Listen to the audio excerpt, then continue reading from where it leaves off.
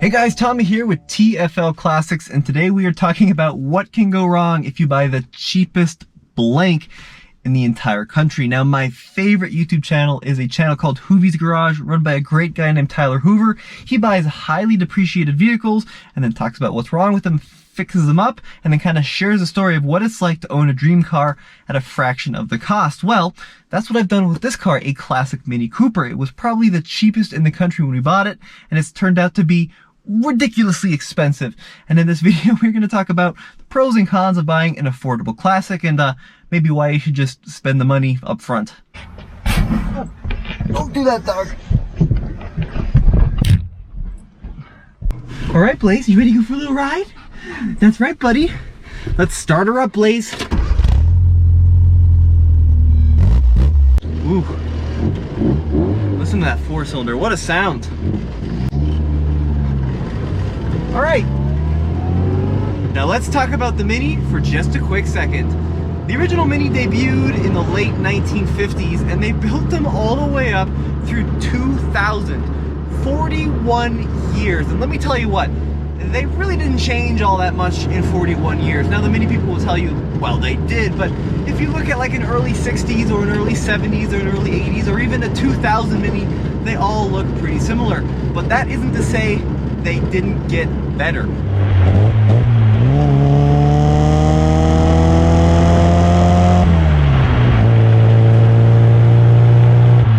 Now, as a little bit of background, I've always been a huge Mini guy. My first car was a used BMW era modern Mini, and ever since then I've always wanted a classic original Mini.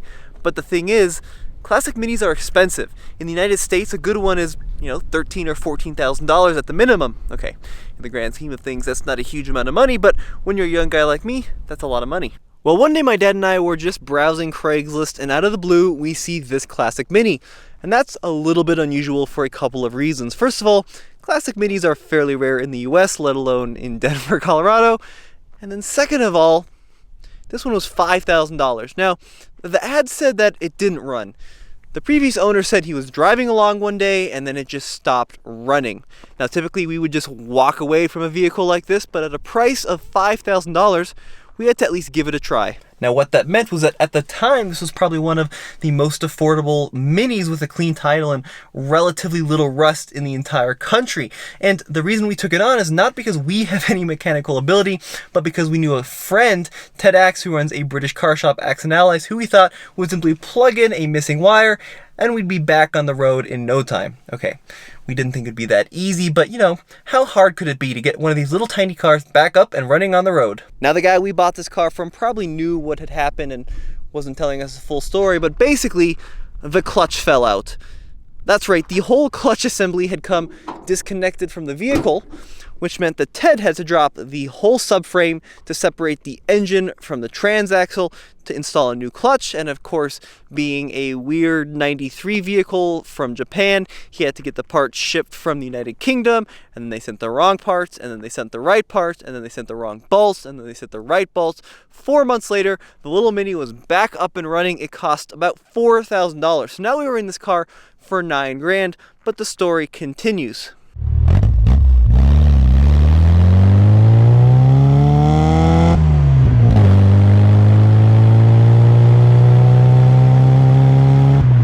Now, I am no Mini expert extraordinaire, but I do like to hang out with people that know these cars very well. Full throttle! And Mini people will argue till the crow sings about what the best Mini is. Now, when they debuted in 1959, they were a pretty big success overnight, and the popularity just grew throughout the 1960s. They were popular in its home country of the UK throughout the 70s, and then saw a rapid decline throughout the 1980s. The funny thing is, the Mini then grew again in popularity in the 90s due to pretty much one country, Japan. And Japan saw a big resurgence of these retro cars throughout the 90s, and this was one of them. This is actually a 1993 Mini that was sold brand new back in Japan. Isn't that cool? So we got the car back, and yes, it was running and ran pretty well when warm. There were still a number of issues. First of all, a couple days after I took delivery, it wouldn't cold start. And that cold starting issue turned out to be a big problem because it was related to another major issue, and that was emissions here in Boulder County. I have to get the car emissions tested in order to get plates for it. Brought it into the testing station, and it failed everything in a huge way. And it turns out the guy we bought it from was having the same issue and didn't tell us because it had failed like 2 or 3 times under his ownership, and I think he just gave up on it. Well, I did a bunch of research, and it turned out that the cold starting issue was related to a temperature sensor in the engine, which wasn't telling the computer what temperature it was, so it was just flooding and flooding and flooding it. That also fixed the cold start issue, and then they also had Ted adjust the valves and replace the spark plugs. We thought it would pass no problem then, and it was just a little bit too dirty to meet the state requirement. And then I just threw 3 gallons of E85 in the tank, and it passed no problem. So now I had a car that was running really well, looked pretty good, but was still a pretty big mess. The most desirable minis are the 1960s minis, and an original 60s Cooper or Cooper S can actually drop pretty big numbers. But keep in mind, they built millions of these cars, and even though a lot of them have been crashed and a lot of them have been rusted away and just, ended up in scrap yards, there are still a lot of minis left, which is why you can pick up one for 10, 12 grand in pretty decent condition. Let's talk about what makes these cars so magical. The design was brilliant. It was engineered by a man named Sir Alec Isagonis. His challenge was to create a small car that could sit 4 people and their luggage, and maybe even a furry friend, and he did a phenomenal job. Now, the basic formula is one that you'll find in modern day economy vehicles. Take an engine, turn it on its side, and then power the front wheels. Very common today, but that was pretty groundbreaking back in 1959. And the formula, like I said, pretty much unchanged today. But it's more than that, because in doing so, he pushed the wheels to the corners of the car. So it's a really small car, but you actually have pretty good room. I mean, this car is about the size of a small side-by-side. It's actually smaller than an ATV we have at the office right now, believe it or not. That's how small it is, and yet I'm 6'1", and I fit in here fairly comfortably. A little bit compromised on headroom, but really not too bad at all. Then it was time to tackle the suspension, and first and foremost, the thing sounded like a dubstep concert going down the road. Clearly a wheel bearing was definitely on the way out. It turned out to be this left front, and it was in a real bad way. So had that replaced by Ted, then the suspension was way out of whack. It just sat too low, very fast and furious. I had him raise it up and do a full alignment. Now it turns out someone had put very expensive, highly adjustable suspension on this car at some point in its life with adjustable shocks. The weird rubber cones in the back now have springs in them. Anyways, it's a big job to get this car aligned. It took Ted 10 hours to do a full alignment to get it dialed in perfectly. But now I have a car that runs, that passes emissions, that is aligned well, and drives perfectly. But that cost another $1,500. Now we're up to like $10,500, $11,000. So the original Mini is a miracle in packaging, but in order to be a really fun classic, it's got to have more than that, and it absolutely does.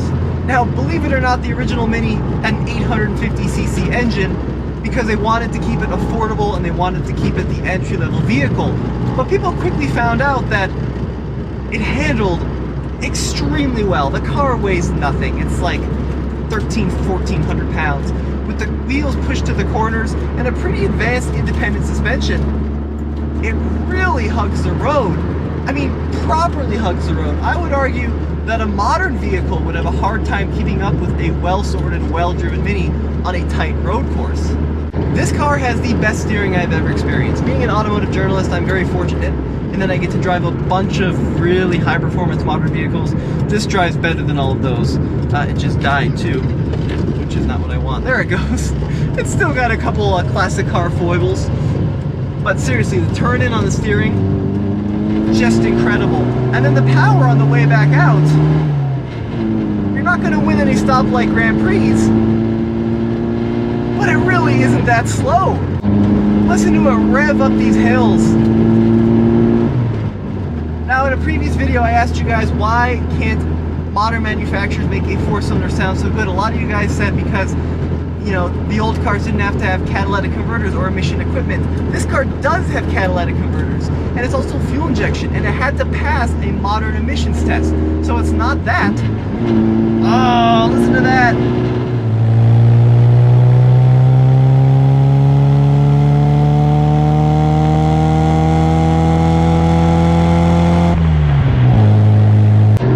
It's just something about the magic of the A-Series engine. And seriously, this turn coming up ahead, I really want to lift, I really want to lift. Should I lift? No, I'm not going to. Oh, and it just sticks. Oh. Wow, that was actually really scary. I'm sorry, buddy. I took that much faster than I wanted to. But there was still work to be done, because even though it runs, drives, stops really well, the interior was a real bummer. It was just this kind of faded gray velour. I think it looked terrible, and I wanted to get the seats redone. Luckily, Ted pointed me in the direction of a shop he had heard of in Denver that does really affordable seat work. Well, I looked him up and found him. It's a shop called Rima Auto Upholstery, and met with a guy named Juan, and he was awesome. He looked at my seats and said, I can do that in red vinyl with black piping for $1,000. I was super skeptical, but I had him do it anyways, and they came out beautifully. I think it's perfect for what I'm looking for. It's full vegan, as the auto manufacturers are claiming nowadays. They're charging for a premium, but basically vegan is just another word of saying vinyl. It's nice and soft. The piping looks great. Overall, great work by Juan on the interior. So now, you know, we're into it. Let's say $12,000. Now, these later Minis also had disc brakes in the front, drum brakes in the rear, so they stop like a modern day car. You're not worried about them. And it even has air conditioning. That's right, this Japanese spec model has aircon, so when it gets really hot outside, turn on the air conditioning and enjoy the nice cool breeze. Well, you're ruining your mat there, buddy. Other great thing about the Mini, they are really small, and I keep mentioning that, but it's true. You can park them pretty much anywhere, and that's great. If you have a small garage and maybe you're looking for a classic car but can't fit like a classic 60s Mustang into the spot, you could probably fit this and your modern day vehicle all in one spot, if I'm being honest. If you even have a slightly oversized single car garage, we actually parked this perpendicular in the garage because there's no need to park it, you know, straight front to back. That's how small it is, so it fits in a small space. Now let me give you my argument for a 1990s Japanese spec Mini. First of all, the engine. All Minis use a variant of the A-Series engine, and the A-Series engine is a British design from the 50s, and they were using it even well into the 1990s. But they did improve it. So the old one started with 850 cc's, then they grew to 1,000, and then they grew to 1275. This is a later 1275 Mini, which means it's actually pretty quick. It's got a really smooth throttle band, and listen to that sound. Oh, what a noise! All the way up to over 6,000 RPM. And it pulls pretty well even at a mile above sea level here, because this one has fuel injection, and that is a big deal to me. Now, fuel injection debuted in the early 1990s, basically a throttle body system called single port injection, and then by the late 1990s they actually had a multi-port injection engine as well. And fuel injection is just a real game changer in my opinion on a classic car. You get in, turn the key, any elevation, any temperature, it fires right up. There are, of course, downsides to fuel injection. It's a little bit more complicated than a standard carburetor, so if a sensor fails or if a computer fails, you're probably not going to be going home without a tow truck. But it's actually a pretty basic system, and it seems to work pretty well, especially on the early 90s Minis with the single port injection. And I think that brings me back up to date with all the work done on this car, but there is still a ton more to do. First and foremost, these wheels are a real bummer. You know, the paint's in really nice shape, but the wheels are just this horrible faded black, and the tires are pretty old and dry rotted. I bought a new set of tires. I think that was $450. I bought one test wheel off of Mini Mania. It took a month to get here because it came from the UK, but it looks like that's going to work perfectly. So that's going to be another $500-600 for a set of 4.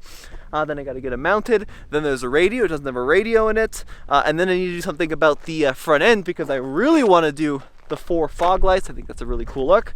I've already done the racing stripes. That was a really easy job. It was $14, except look at this. there's a stain from the price tag, which is kind of a shame, so I have to redo that one. But now I've got a car that runs, drives, handles, is totally legal, and I love it. Financially, it was probably not a great decision because I've seen other JDM Japanese imports online for 9 to 11 grand in similar, if not better condition than this, but that's not the point. You know, if you're gonna get into a project like this, you have to be ready to go underwater. That's what I'm going with. You have to be willing to spend a lot of money and not see that money come back ever again. But it's a labor of love for me, it's a passion. So I think financially it would have made sense just to go to a website like Duncan Imports and buy one of theirs off the showroom for like 10K, but I've really enjoyed the process of seeing this car transformed. Now, if I had the mechanical ability to do this, or the space to do this more importantly, I could have saved several $1,000s on labor, but I don't, and I'm still enjoying the process. I'm going to do the lights myself, and I like kind of customizing it to my taste. I think the red came out so much better than the gray. It's been a fun process. Has it been financially worth it? No, probably not. There's still a lot more to do, but I'm enjoying the process, and that's the mindset. And I think Hoovy does a good job of explaining this too, in that, you know, you can go in and buy the cheapest car, but ultimately it'll be more expensive than buying a sorted one. I just want to make that very clear with my classic Mini. Well, as always, there you have it. Another mini update for TFL Classics. As always, my name is Tommy. Check out TFLcar.com for the latest and greatest in new car reviews.